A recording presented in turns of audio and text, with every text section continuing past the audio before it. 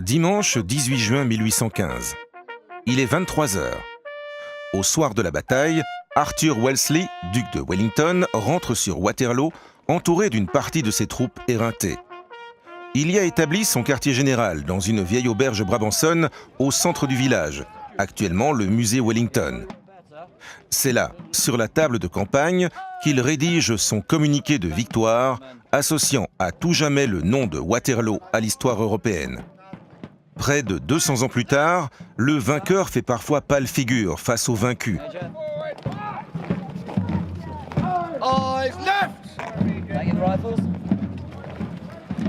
Ce dimanche 17 juin 2012, les autorités ont voulu rendre hommage au vainqueur.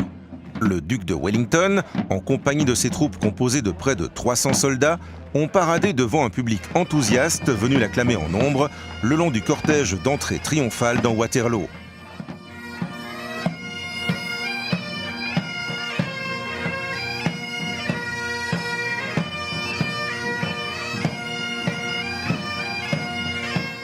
Malgré une apparente satisfaction de la victoire, les hommes épuisés ne peuvent oublier les 12 heures cauchemardesques qu'ils viennent de vivre à la bataille, où 15 000 soldats trouvèrent la mort.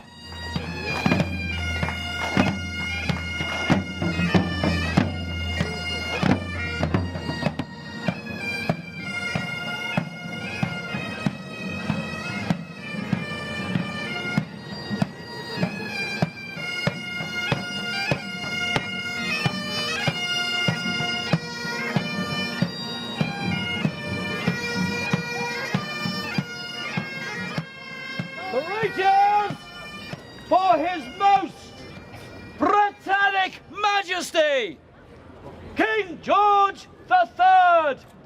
Hep, hep, hep! Huzzah! Hep, hep, hep! Huzzah! Hep, hep, hep! Huzzah! Arrivé au centre du village, le cortège a rendu hommage à la statue commémorative du duc située dans la chapelle royale à l'entrée de l'église Saint-Joseph. L'armée française est en déroute et Napoléon a fui sur Namur. Mais le duc sait que si la bataille est gagnée, la guerre n'est pas encore terminée.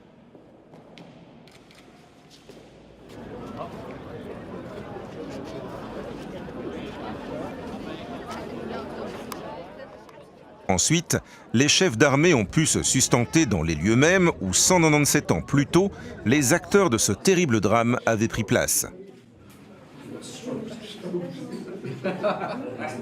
Ce fut un moment sympathique et convivial, durant lequel tout le public put assister au repas de la troupe restée à l'extérieur. C'est au duc de Wellington, satisfait du devoir accompli, que revient le dernier mot. Relieved because we won, luckily. The weather luckily improved as well. It's been quite bad the last few days with a lot of rain. But today the sun shined and it was quite nice, and we were able to deploy on the field and beat Napoleon.